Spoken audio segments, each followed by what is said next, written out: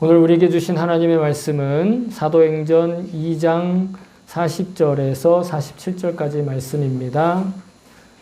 오늘 말씀 사도행전 2장 40절에서 47절까지 말씀. 찾으신 분들은 성경을 들고 자리에서 일어서 주시기 바랍니다.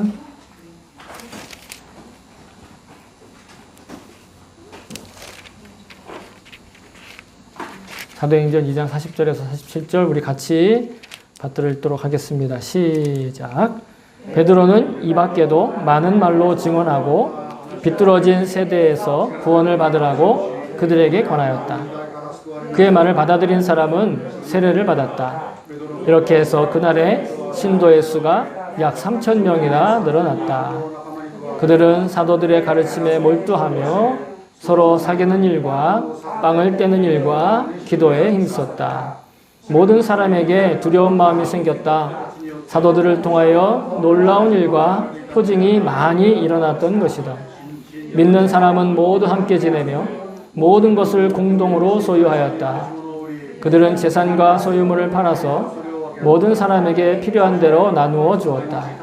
그리고 날마다 한 마음으로 성전에 열심히 모이고 집집이 돌아가면서 빵을 떼며 순전한 마음으로 기쁘게 음식을 먹고 하나님을 찬양하였다.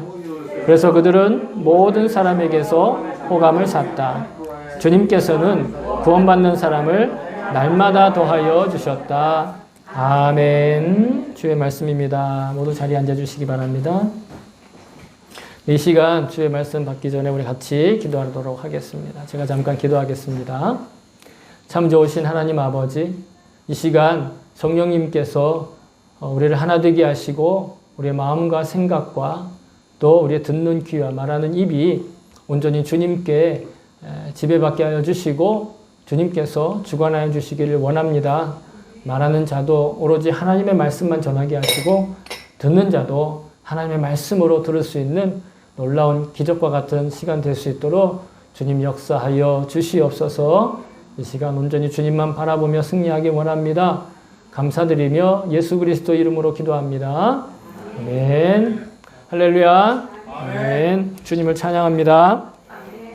우리가 지난주에는 베드로의 설교, 베드로 사도께서 하신 설교를 그 메시지를 다 정확하게 이렇게 요약을 해서 같이 나누었습니다. 그래서 이 베드로 사도가 설교를 하고 그리고 수많은 사람들이 그날 기록에 의하면 3,000명의 사람들이 성도가 되었다 이렇게 하고 그래서 이제 본격적으로 이제 눈에 보이는 그런 세워지는 교회, 이 우주적 교회가 아니라 정말 눈에 보이는 그런 교회가 본격적으로 시작이 됩니다.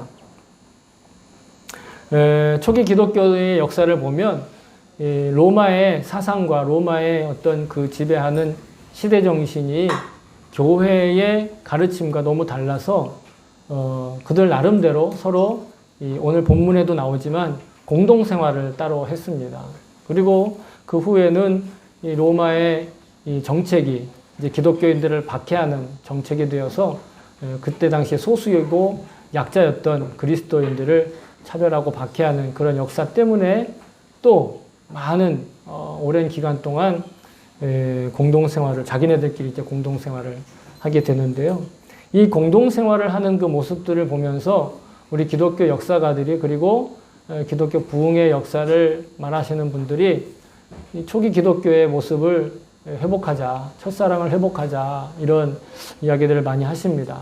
그래서 어떤 분들은 너무 그것에 집착하다 보니까 정말로 이제 따로 그냥 공동체를 만들어서 그냥 어느 한 지역에 공동생활하고 거기 이외에 다른 곳에서는 이제 생활하지 않는 그런 형태를 보이고 있었는데 오늘날 우리가 살아가고 있는 이 현대 사회에서 정말로 그렇게 초기 기독교와 같은 모습으로 자기 재산들을 다 이렇게 모아가지고 공평하게 필요한 대로 분배를 하면서 그렇게 하나의 공동체를 이루어 살기란 굉장히 어려운 문제, 현실적으로 어려운 문제고 또 그렇게 한다고 해서 진짜 그 그리스도의 복음이 온전히 지켜지는 것도 아닌 그런 세대가 되었습니다. 하지만 우리는 여전히 이 초기 기독교, 초대 기독교의 성도들이 지켰던 그 숭고한 가치, 그리고 정신세계, 그들이 지켜왔던 그 사역들을 분명히 그 의미를 오늘날에 되새겨서 우리도 그렇게 공동생활 하듯이, 각자 생활하지만 공동생활 하듯이 하나 되어 살아갈 수 있는 줄로 믿습니다.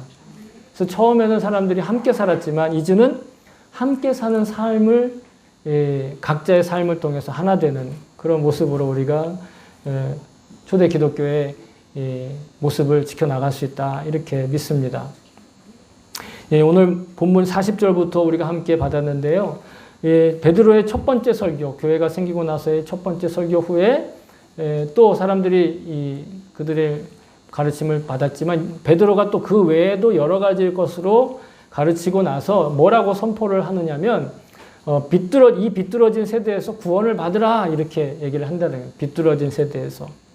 우리는 오늘 세번역 성경을 읽었는데 개역 성경에 보면 패역한 세대다, 이렇게 또 번역을 하고 있고, 또 우리 일본어 성경 신공동역에는 자하크나 고노지다이, 사악한 세대다, 이렇게 얘기하는데, 또 신개역이라는 일본어 성경 번역이 있어요. 신개역이라는 성경 번역은 이 마가타 지다이라고 해요. 그냥 왜곡된 시대다, 이렇게 번역을 하고, 여러 가지로 번역되는 단어가 그리스말 스콜리오스라는 단어예요. 스콜리오스라는 단어가 있는데 이게 총 4번 나옵니다. 성경에, 신약 성경에 4번 나오는데 보통 어떻게 번역이 되고 있냐면 구부러졌다, 혹은 거스르다, 아니면 까다롭다, 이런 식으로 나오는 거예요. 근데 1차적으로는 그 패역한 세대 혹은 구부러진 세대의 대상자는 누구냐면 예수님을 십자가에 못 박아 죽인 유대인들, 그 공동체들. 예수님을 십자가 못 박여, 예수님이 하나님의 아들인지를 알지 못하고 오히려 그것을 시험하여 예수님을 죽인 사람들이 바로 패역하다라는 거예요. 사악한, 그리고 하나님을 거스르는 그런 세대라는 것이죠. 근데 이 말씀을 제가 묵상하면서 바로 오늘날 우리가 살아가고 있는 이 세대도 마찬가지로 패역하고 하나님을 거스르고 또 하나님의 뜻을 왜곡하는 그런 세대다, 이런 느낌을 지울 수가 없습니다. 성경의 여러 곳에 그러한 모습들이 또 등장하고 있는데요. 구약 성경에 보면 다윗이 시편 23편을 통해서 하나님이 우리의 목자이시다라고 고백도 하지만 사망의 음침한 골짜기를 다닐지라도 해를 두려워하지 않는다 얘기했는데, 이 사망의 음침한 골짜기가 바로 이 패역한 세대라는 거예요. 오늘날 우리가 살아가고 있는 세대. 더 심하게는 노아가 살았던 시대는 노아 이외에는 하나님의 뜻을 따르는 사람 한 사람도 없는 그런 아주 엉망진창의 세대였다는 것이죠. 또 롯의 시대에도 마찬가지. 롯이 아브라함과 더 이상 같이 살 수 없어서 각자의 길로 떠났는데 롯이 선택한 지역이 바로 소돔. 근데 그 소돔이라는 지역을 보면 정말 이루다 말로 표현할 수 없는 타락의 실상으로 가득 차 있던, 이뿐만이 아니라 오늘 우리가 살아가고 있는 이 세속에 보통 우리가 그리스도인이 추구하는 가치가 아닌 그냥 육신적인 사람들이 추구하고, 우리도 육신적으로 살 때 추구했던 그 가치들, 이기적인 가치, 순리에서 벗어나 어떤 자기 중심의 자기 즐거움을 원하는 것이라면 뭐든지 받아들이는 그릇된 시대 정신이 만연한. 그래서 결국은 사람다움을 찾을 수 없고 그저 육신적인 성공을 위해, 자기 자랑을 하기 위해, 또 이기심을 채우기 위해 남보다 앞서려면 수단과 방법을 가리지 않는 그런 모습, 불의하고 부조리한 그런 세상, 그 세상을 고발하는 한마디 말이 바로 이 패역한 세대, 이 어그러진 이 하나님을 거스르는 세대, 그 세대에서 우리가 구원을 얻기를 베드로가 말씀하고 있다는 것입니다. 그것이 이 패역한 세대에서 구원받는 사람들에게 주시는 사회가 바로 교회입니다. 그리고 그 교회는 하나의 마음으로, 하나의 사람 공동생활로 함께 한 생활을 하는 것이죠.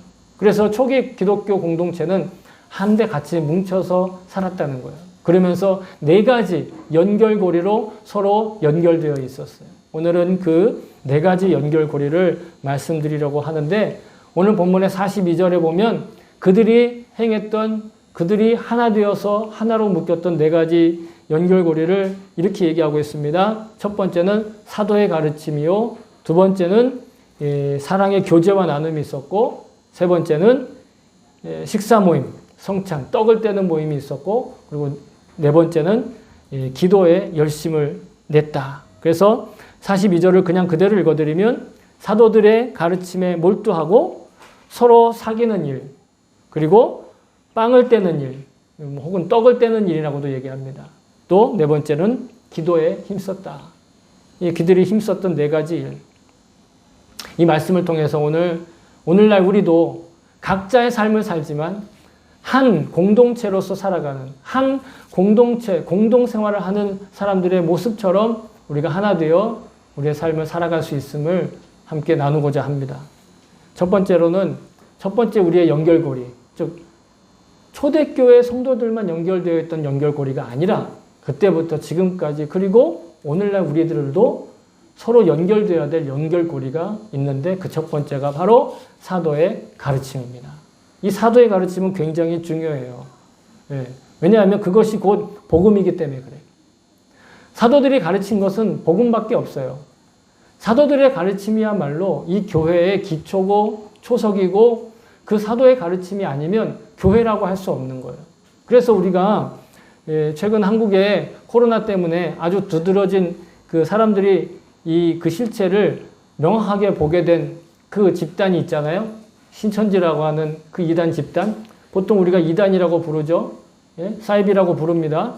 그 이단과 사이비의, 그리고 우리 정통교회와의 근본적인 차이는 그들이 문제를 많이 일으켰느냐, 그들이 말썽이 많으냐, 그들이 사회적인 문제가 있느냐가 아니에요, 사실은. 그건 드러난 열매일 뿐이에요. 진짜 근본적인 차이는 뭐냐면 그들이 성경을 가지고 있든, 그들이 무슨 교리를 가지고 있든, 입만 열면 예수님을 말하든 상관없어요. 그들의 가르침이 사도의 가르침의 기초가 되어서 세워진 교리며 교회인가의 여부예요. 사람들이 아무리 인정하고, 사람들에게 아무리 큰 영향력을 행사하고, 사람들한테 이 사람들의 인기가 많아도 그 가르침이 사도의 가르침에 기초되어 있지 않으면 그것은 이단이에요. 그것은 사이비예요. 그러나 사람들한테 주목받지 못하고 또 구석진 곳에서 한두 명, 두세 명 이렇게 모여서 모임을 가지고 예배를 하고 소모임을 하더라도 그 기초가 사도들의 가르침에 세워져 있는 곳이라면 그것이 진짜 정통교회며 하나님이 인정하시는 교회인 줄로 믿습니다. 그래서 이 교회와 성도는 이 세상이 두 쪽 나더라도 꼭 사도의 가르침으로만 연결돼야 돼요. 근데 그 사도의 가르침의 핵심은 뭐다? 복음이다. 사도들은 복음 이외에 다른 것들을 가르친 적이 없어요. 물론 다른 것들도 부수적으로 이야기했지만 그 모든 중심은 예수 그리스도인 복음이요. 복음이신 예수 그리스도인. 앞으로 사도행전을 계속 나누다 보면 사도들의 설교가 몇 번 나옵니다. 근데 그 사도들의 설교들의 공통점이 다 뭐냐면 바로 예수 그리스도에 대해서 이야기를 하는, 예수 그리스도만 전하는 거예요. 그래서 그 핵심을 알았기 때문에 사도들의 그 활동을 막았던 유대인들의 지도자들도 다시는 그 예수 입 밖에도 꺼내지 마라, 이렇게 얘기를 한다라는 것이죠.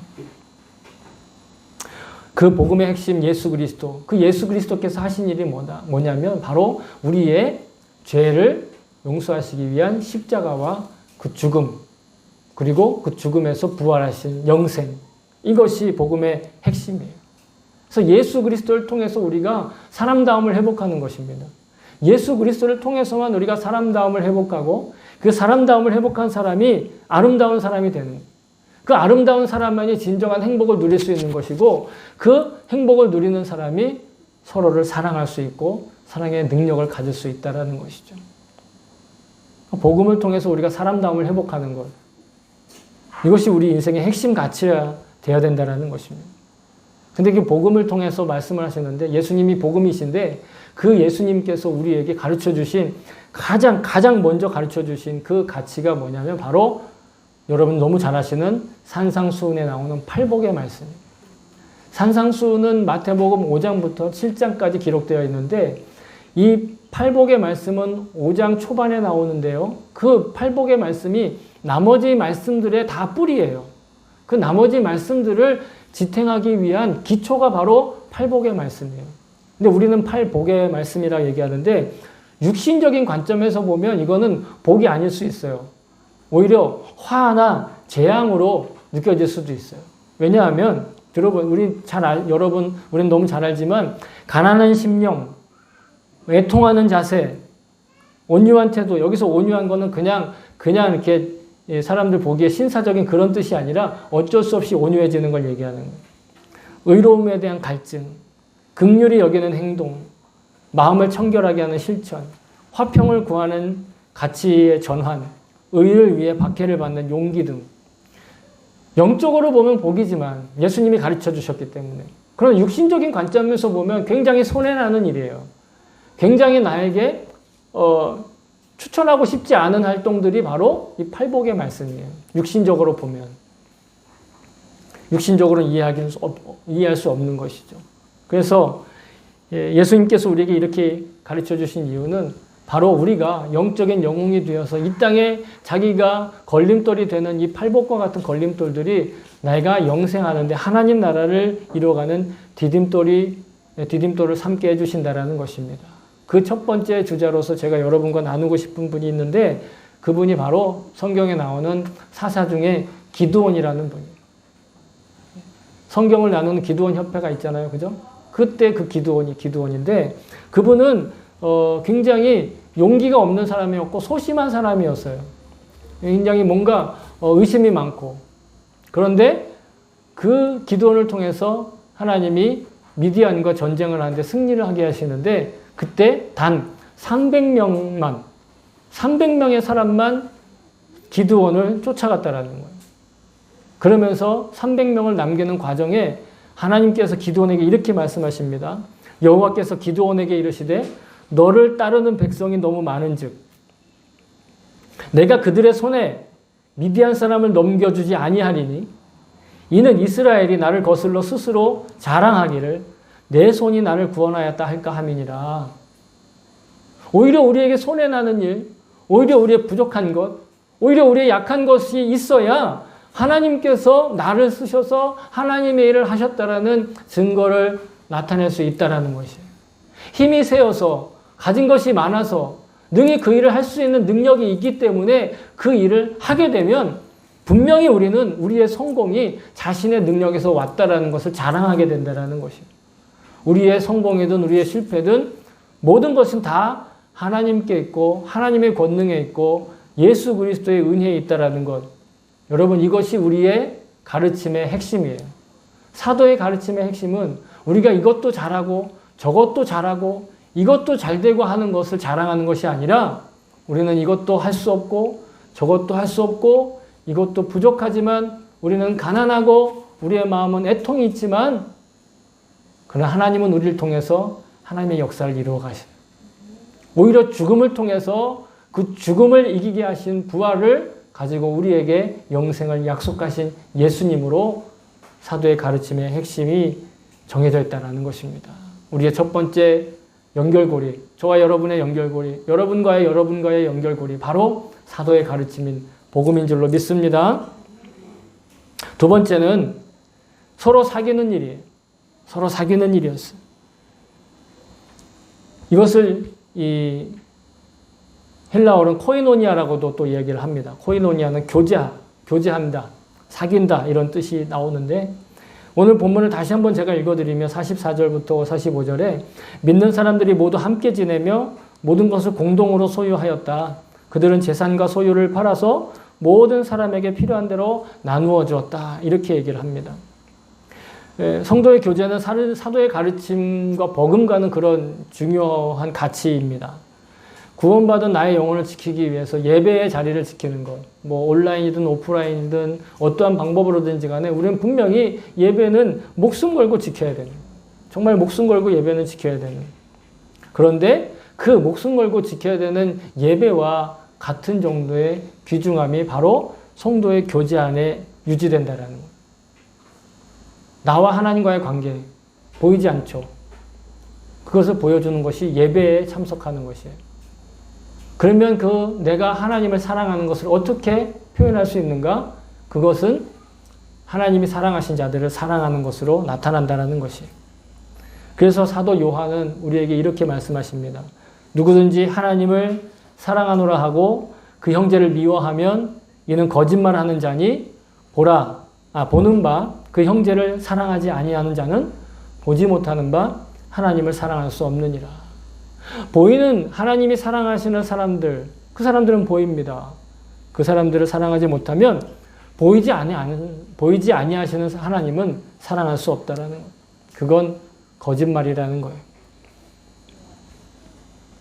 따라서 주님을 사랑하는 마음으로 주님이 사랑하시는 성도들을 사랑하며 교제할 때 우리는 더욱 든든한 연결고리로 한 몸이 되어진다라는 것입니다. 공동생활에 동참하는 것과 마찬가지라는 것이.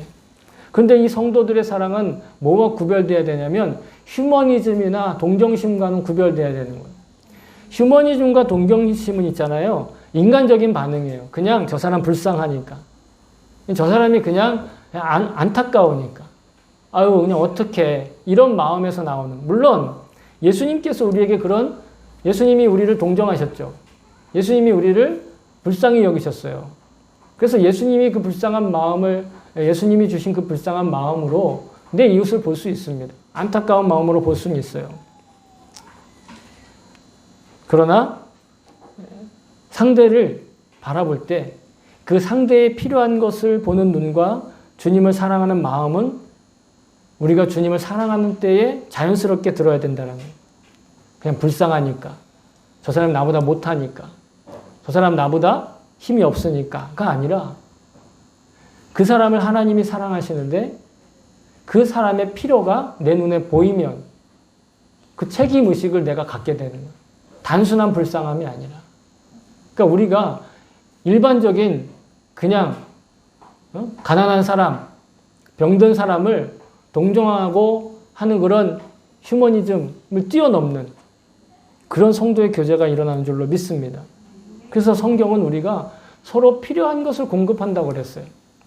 그냥 무작정 야 교회에 속했으니까 재산 다 바쳐. 이제 이거 우리 공동으로 관리할 거야. 대신에 내가 대표로 있을게. 일단 내 계좌로 다 집어넣어. 이게 아니라는 거예요. 내가 알아서 나눠줄게. 이게 아니라는 거예요. 그런 강제가 아니라 각자는 각자의 재산을 가지고 있되 그러나 그것의 필요를 그것에 쓰는 사용의 용도를 자기 중심으로 생각하는 것이 아니라 공동생활하고 있는 공동의 가치를 추구해 나가는 그 성도들의 필요에 의해서 그 물질을 사용한다는 것이죠. 그렇기 때문에 이 코이노니아, 즉 사귐 그리고 나눔의 본질적인 가치는 주님의 마음이 우리에게 채워짐으로 말미암아서 그 주님 마음이 채워지는 것 자체로 감사함으로 육신적인 어떤 보람이나 물질적이거나 정서적인 대가를 바라지 않고 베푸는 것. 이것이 코이노니아 사귐의 본질이에요. 그래서 전도서 11장 1절에 보면 이런 구절이 나옵니다. 너는 내 떡을 물 위에 던져 여러 날 후에 도로 찾으리라. 내 떡을 물 위에 던져라. 그러면 여러 날 후에 찾으리라. 근데 그게 불가능하잖아요. 그 물보다 더 빨리 달려가야 그 떡을 찾죠. 그냥 흘러갔는데 어떻게 떡을 찾아요.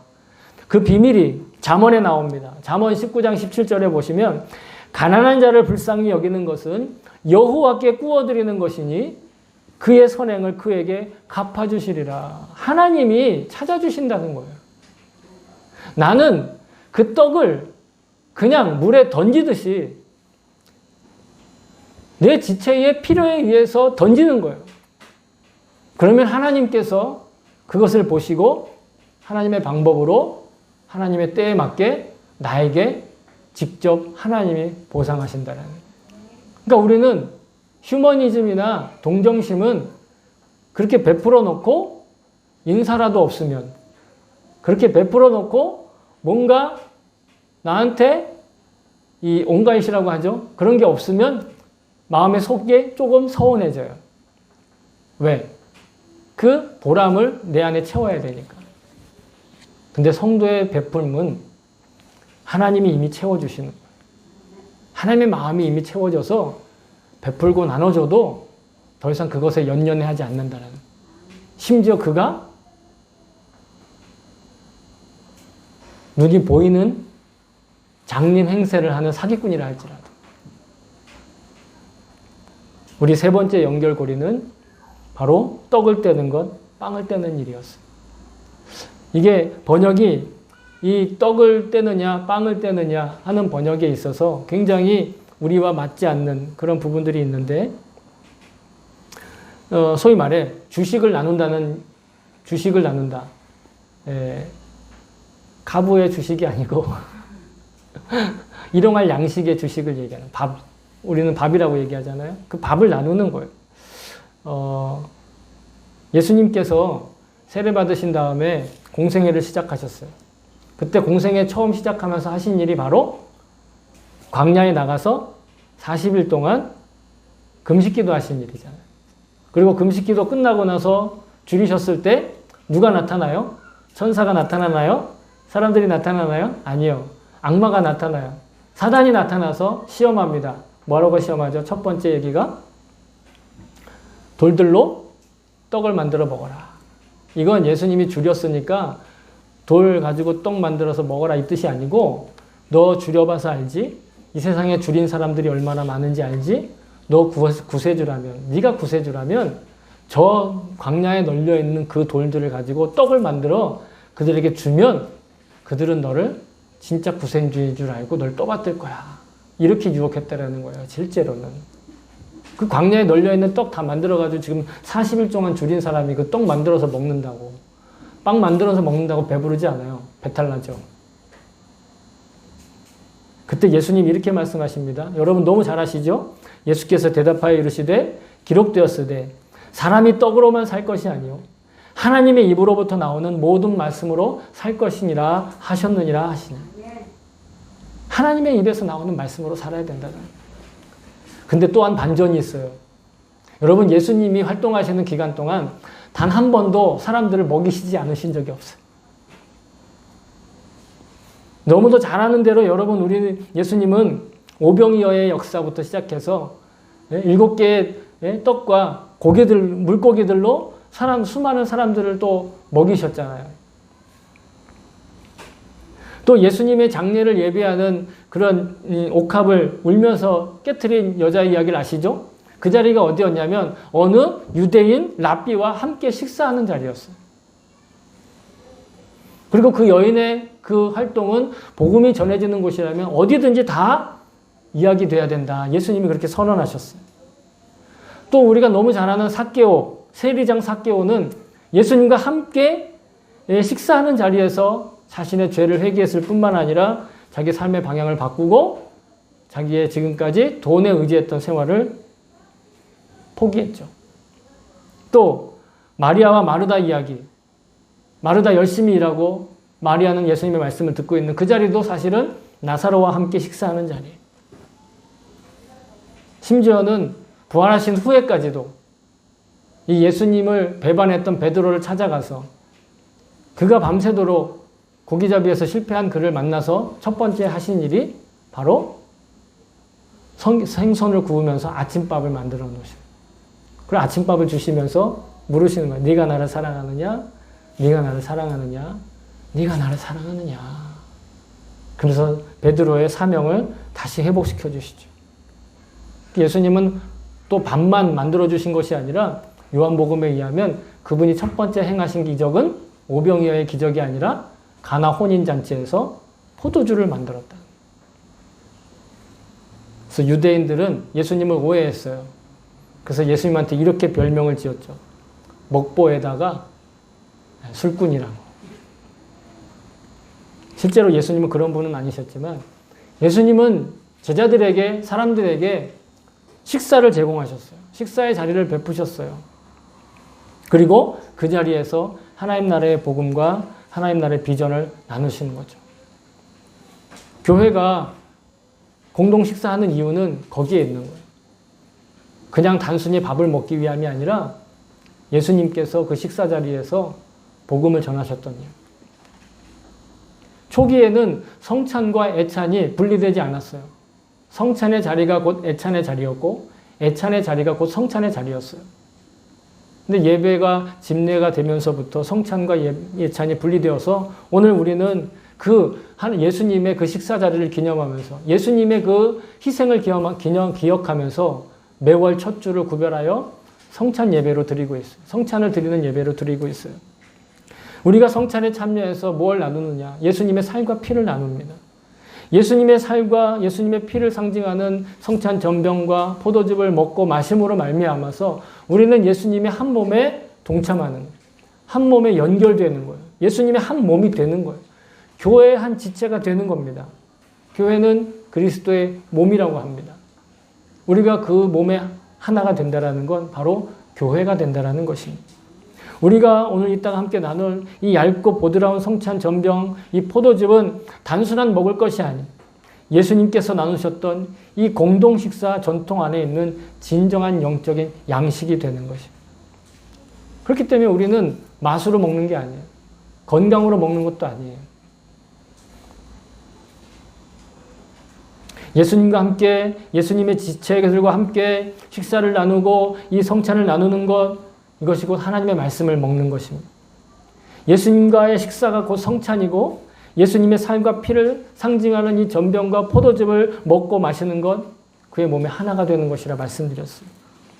그리고 그 성찬에 동참한 지체들이 거리낌 없이 자기의 식사 자리에 아무나 초대하지 않아요. 식사 자리에 아무나 드리지 않아요. 그래서 너무 미워하는 사람은 이렇게 욕을 해요. 밥맛 없다고. 그렇게까지 할 정도로 사람은 식사 자리가 가장 원초적이고 기본적인 자리인데 그 자리에 초대한다는 건 그만큼 우리의 마음을 열었다는 얘기예요. 그래서 성찬에 동참하는 이들은 바로 애찬에도 같이 공동 식사에도 거리낌 없이 차별이나 미움 없이 함께 식사를 나눌 수 있게 된다는 것이죠. 성찬과 식사를 통해서 우리는 하나로 연결되는 것입니다. 그래서 성찬을 나누고 그리고 함께 그 성찬에 동참하고 식사에 동참하는 것, 이 복음이 완성된 나라, 하나님 나라, 그 위한 꿈을 연계되고 연대하고 또 그 책임에 동참하는 일인 줄로 믿습니다. 이 세 번째 연결고리까지, 이제 네 번째 마지막 연결고리는 뭐냐? 바로 기도의 연결고리입니다. 기도의 연결고리. 우리는 자연스럽게 기도해요. 믿는 사람이든 믿지 않는 사람들 기도하는데 이 믿는 사람들과 믿지 않는 사람들의 기도의 근본적인 차이는 뭐냐면 믿지 않는 사람들의 기도는 기원입니다. 자기중심적으로 자기가 원하는 것만 말하고 끝나요. 그러나 그리스도인의 기도는 그런 기원과는 다른 차원의 것이에요.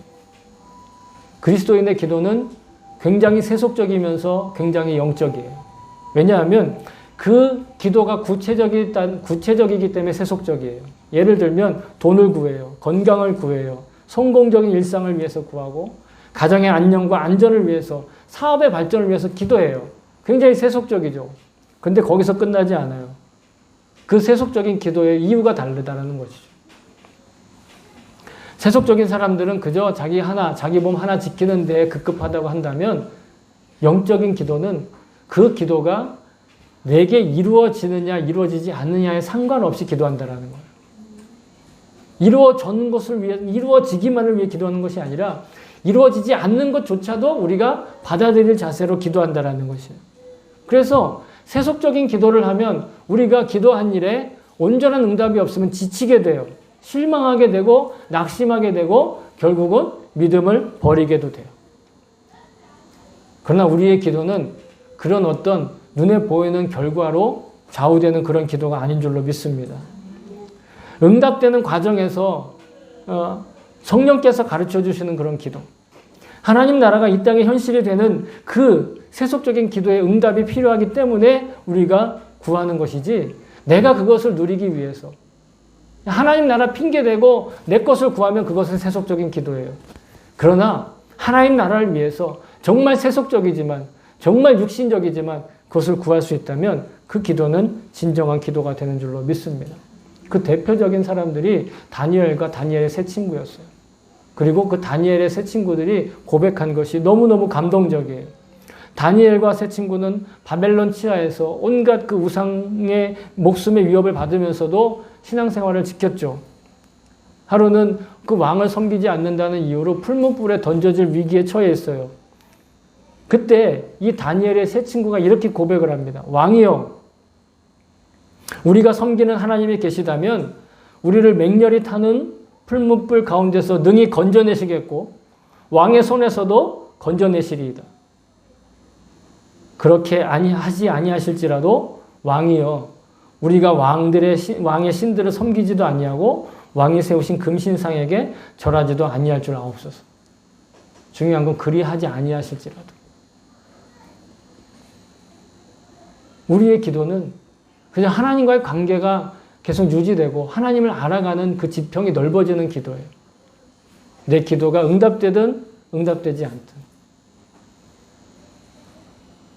세상 사람들이 보기에는 그저 단순한 정신 승리로 보일지도 몰라요. 아, 저 사람들은 좀 머리가 약간 이상해. 왜 기도하면 이루어져야지 안 이루어지는 걸 기도하고 그래. 이루어질 거면 기도할 필요도 없이 그냥 하면 돼요. 안 이루어질 것이니까 기도하는 거예요. 이루어질 수 없기 때문에 우리가 기도하는 거예요. 근데 그 기도의 핵심은 뭐다? 하나님의 나라예요.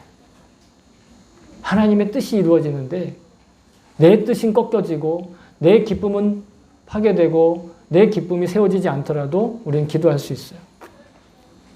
성도들의 기도는 그 결과와 상관없이 하나님과의 관계가 지속되고 연결이 깊어지고 공동체 생활이 확장되는 기도인 줄로 믿습니다. 그래서 성도들은 기도가 끊어지지 않는 거예요. 아니, 기도로 사는 사람이 되는 거예요. 그냥 기도하는 정도가 아니라 기도로 사는 사람이라고 그랬어요. 우리 교회에서는 그래서 기도의 습관을 들이기 위해서 21일 기도 습관 만들기라는 교재가 있는데 제가 쓴 건 아닙니다. 제가 존경하는 하정한 목사님이 쓰신 건데 그 교재를 가지고 있잖아요. 매일매일 자기가 자습할 수 있어요. 매일매일 기록하면서 기도의 습관을 연습하는 거예요. 그러면 놀랍게도 기도가 몸에 배이게 되고 기도하는 정도가 아니라 기도로 사는 사람이 되는 줄로 믿습니다. 너무 쉬워요. 아마 우리 사모님께서 이제 시작을 하실 텐데 여러분 될 수 있는 대로 동참하시기 바랍니다. 아직 한글 교재밖에 없기 때문에 일본 분들은 좀 다른 대책을 세워야 되겠지만 어쨌든 한글을 읽으실 수 있는 분이라면 누구라도 동참하실 수 있습니다. 아직 기회가 있는 것 같아요. 사랑하는 성도 여러분, 성도가 살아가는 일상생활의 기초, 이것은 바로 사도들의 가르침입니다. 사도들의 가르침을 배우며 우리는 보다 사람답게, 아름답게, 행복하게, 그리고 사랑스럽게 변화되고 회복될 것을 믿습니다. 이 약속은 사람에게서가 아닌 하나님께서 태초부터 세우신 놀라운 약속이고 예언입니다. 사도들의 가르침을 토대로 우리는 서로를 위한 영적인 그리고 육신적인 교제와 사귐을 나누게 되는 것입니다. 성찬과 공동 식사를 통해 우리는 그리스도의 한 몸에 동참하며 그 몸이 이루어야 할 그 하나님 나라의 꿈을 현실화하는 데 동참하고 있습니다. 이 모든 사역을 위해 우리는 구체적으로 그리고 거시적으로 영적으로 기도하며 살고 있습니다. 기도하며 사는 정도가 아니라 기도로 사는 인생이 될 줄을 믿습니다. 오늘 여러분 우리가 함께 배운 이 네 가지 연결고리가, 이 아름다운 연결고리가 오늘날 우리의 현실에서도 똑같이 작동하게 되면 저와 여러분은 초대교회의 그 공동생활을 함께 누리게 되는 줄로 믿습니다. 뿐만 아니라 각자의 현실 안에서 발생하는 이 모든 세속적인 걸림돌을 자기 삶을 지탱해주는 디딤돌로 변화될 줄로 믿습니다. 오로지 이 땅의 교회들이 그리고 우리 교회가 초대교회를 지탱하던 그 연결고리들을 회복함으로써 이 땅의 하나님 나라, 천국의 삶을 아주 실감나게 체감하는 이 공동생활의 터전이 되는 것을 기대하고 소망하는 저와 여러분 될 수 있기를 주의 이름으로 축복합니다. 네, 기도하겠습니다. 좋으신 하나님, 오늘 우리에게 이런 놀라운 약속 주심을 감사합니다. 하나님, 우리가 이 네 가지 연결고리로 공동생활하기 원합니다. 육신적으로는 비록 각자의 삶을 살고 각자의 생활을 영위하지만 영적으로는 우리가 함께 살아가고 하나가 되어서 한 몸으로 살게 하여 주시옵소서. 이 네 가지 사도의 가르침과 성도의 교제와 그리고 함께 나누는 식사와 또 기도를 통하여 우리 더욱 끈끈하게 또 깊어지고 또 분명하게 연결되게 하여 주시옵소서. 감사드리며 예수 그리스도의 이름으로 기도합니다. 아멘.